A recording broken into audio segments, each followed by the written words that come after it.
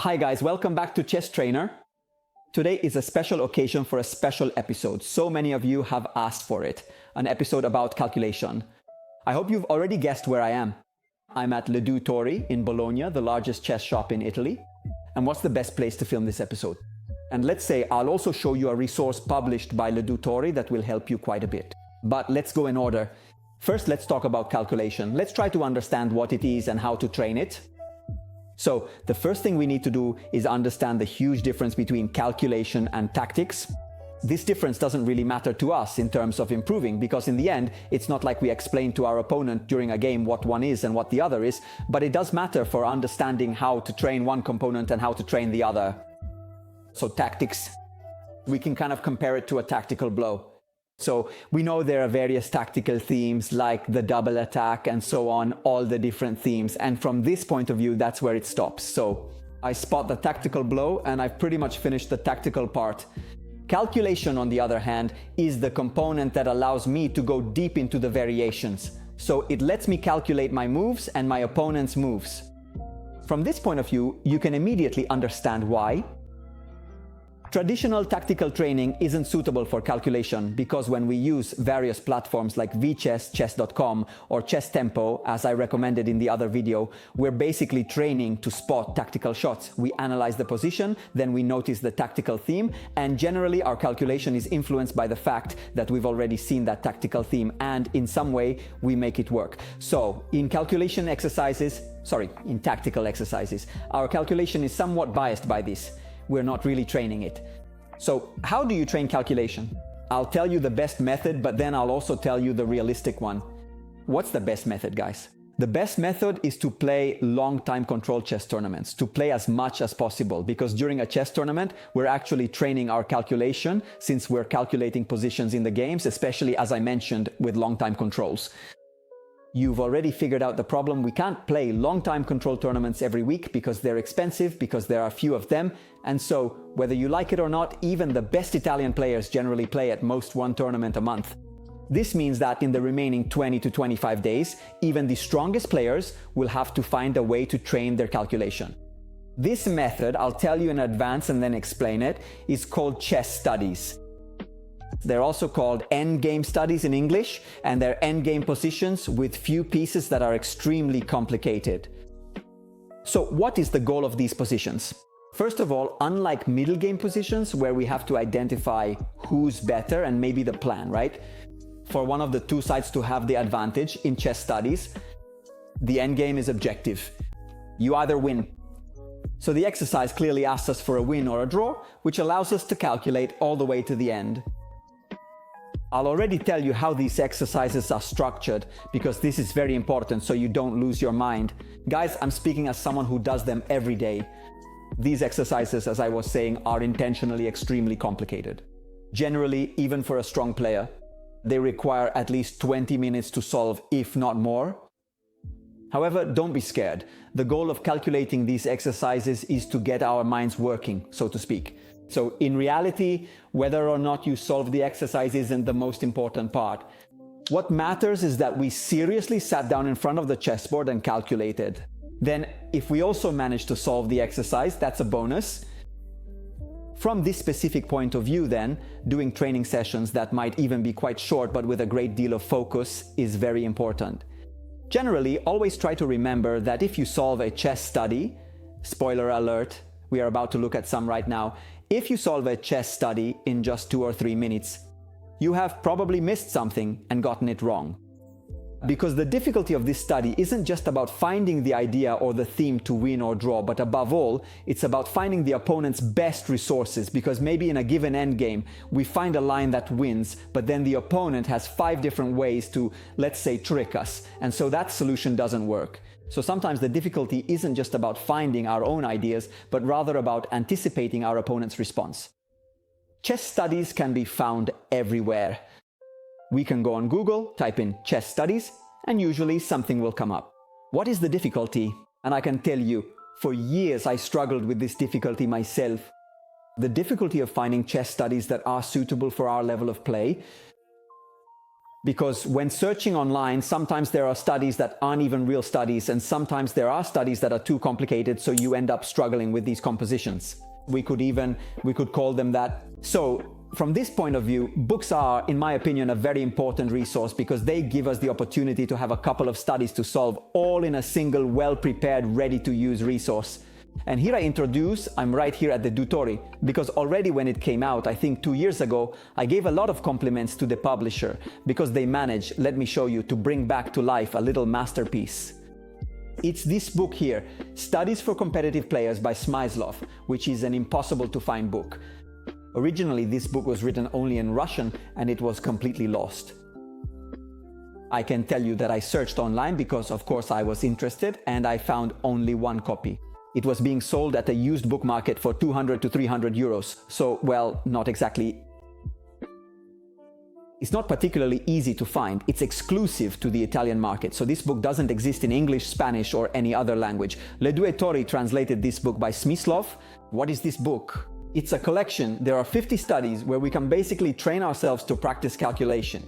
Let me say something right away. Let's talk about skill levels, about who this type of training is intended for. So this type of training is suitable for players from second national level and up. So we're talking about 1,600 rating points worldwide. That's right. As for the Lichess rating, on chess.com it should roughly correspond to 1,400 on Lichess, more or less. This is the level of a player who isn't very experienced but still already knows the principles of endgames. You know, the principles of tactics, and so you can also solve some studies. Remember what I told you earlier. The fundamental thing is not so much solving the studies, but rather sitting at the board and analyzing for 20 or 30 minutes consistently, as if we were in a real game for all the other players below this level of play. So first I want to address that group. And perhaps more importantly, the concept of tactics. What do I mean by that? Below a rating of 1,600, below the second national category, calculation, it's something we develop by playing games. It's something that comes a bit later anyway, because below the second national category, guys, games are decided because you spot the tactical shot, boom, you play it and you win the game. From this point of view, I always recommend Chess Tempo as training, because unlike Lichess and chess.com, the tactical exercises on Chess Tempo are slightly more complicated. But somehow they always give the opponent a chance to find maybe a resource. And so in some way, I always say that with the tactical exercises on Chess Tempo, we still train calculation a little bit. So for players under 1,600, I recommend playing as many tournaments as possible and doing training on Chess Tempo so that we do tactics, but also a bit of calculation for all the other players. Above 1,600, we introduce this very important concept of calculation. And it should be done with this method, chess studies. I repeat, I recommend this book to you, but there are many others we can find. There are several booklets online, but with all the risks I mentioned earlier. We find a study online, but we don't know who it's intended for. We don't know if it's correct. We don't know if it's really a study. Just to show you a bit of this little masterpiece that has been brought back by Le Due Tori, I'll explain a bit how it's organized. What I really like, because I've seen several books of studies, and something I absolutely hated in those books, is that after showing the position, they would put underneath the solution, which, guys, is just terrible. You have no idea how many times while setting up the board and the position on the chessboard, your eyes might accidentally fall on the solution. You see the first move, and guys, seeing that first move gives you a huge advantage. Obviously, when you're trying to solve the study, so that's not good. This book also has the advantage of being very well organized. There's the page, so you can set up the position, or of course you can also solve it this way. If you want to see the solution, just turn the page and you'll find the solution, and then the next study. So even in terms of layout, I have to say it's perhaps the only book on studies I found that's organized like this, which to me feels absolutely natural because it's normal. I want an exercise book. I don't want the solution. On the other hand, there are also those exercise books that maybe put 4 or 5 exercises together and then list all the solutions at once. But even that doesn't work, because maybe I solve the first exercise, then I look at the solution and my eyes catch the second solution and I end up spoiling the second exercise for myself. So in my opinion, this is the way exercise books should be made. So publishers who are listening, make your exercise books like this and no other way. Anyway, let me show you this first study. I'll put it up here on the screen for you. Thank you. It's a study from 36, and in this study you see white to move and win. So here white has to come up with a combination to win. But more importantly, and we'll see this in the solution, we need to pay attention to our opponent's opportunities. If you want to solve the study, pause the video and try to solve it. But as I mentioned before, generally solving studies means spending at least 15 to 20 minutes. So then come back to see the solution. Anyway, in this position, I'll give you the solution so I can show you the difficulties. The move is knight to d6, check. After knight to d6 check, now the king obviously cannot go to c7. Because in any case, knight to e8 takes the queen, and he cannot go to d8 either. Why cannot he go to d8? You tell me. No, I'll tell you. There's another tactic. Queen to h8, check.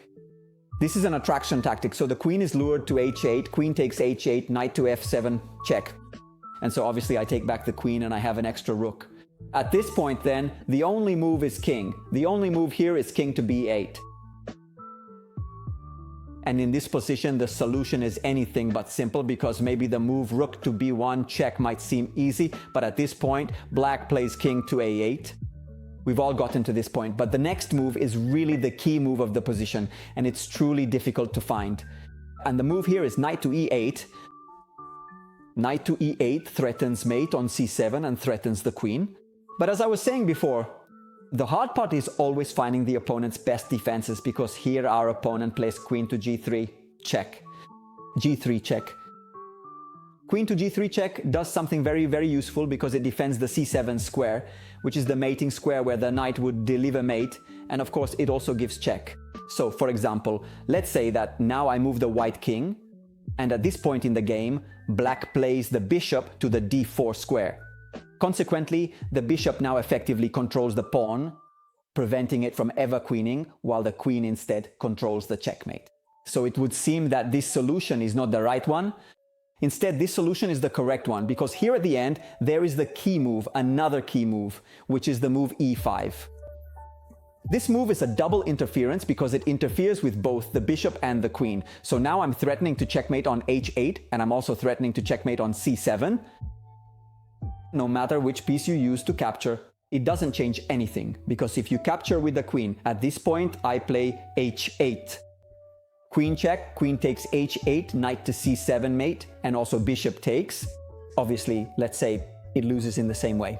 This time the interference is on the other side. So knight to c7 check, the bishop has to capture, and at this point h8. And obviously, let's say white promotes and has extra material. Not to mention there should also be mate. In short though, an extra rook. So I'll allow you to finish the study with an extra rook, okay? That's the kind of advantage with which you can finish the study, and you've done it correctly. So you see, the difficulty often lies in finding the opponent's resources. It takes time to find this whole combination, because move by move, we need to understand the various opportunities, what to do. So having the idea, but also defending against the opponent's idea. What we're doing is nothing more than calculating.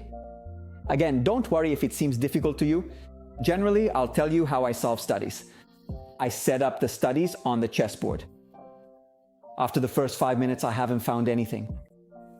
After the first 10 minutes, I look at the board and say, no, come on, this cannot be right. I must have set up the pieces wrong. I cannot tell you how many times I have said this phrase when I couldn't solve a study, so I must have set up the pieces wrong. This can't be the right position. So then I go check the position. Spoiler alert, I always set up the pieces correctly, and after that I go back to the board and start thinking again. Anyway, after 15 minutes I finally get the idea and maybe manage to solve the study, but I can tell you that at the beginning and even later, every study will really give you a hard time to solve. But you shouldn't be scared by this, you shouldn't be discouraged if you can't solve it, because the goal is to set it up on the board and calculate. Then, if you solve the exercise, great. If you don't solve it, it doesn't matter. The important thing is that you calculated using this method. Guys, we can train our calculation skills perfectly, even away from tournaments, as I told you at the beginning. If you have the opportunity to play in long time control tournaments as much as possible, of course, do it, because long time control tournaments give you that extra edge in calculation, precisely because you calculate during the game. But then at home, the other method to train calculation is this. We train calculation by solving chess exercises. Today, let's say I was a guest here at Tori, so I also want to thank them for allowing me to record the video here. I'll see you in the next videos and thank you for being with me.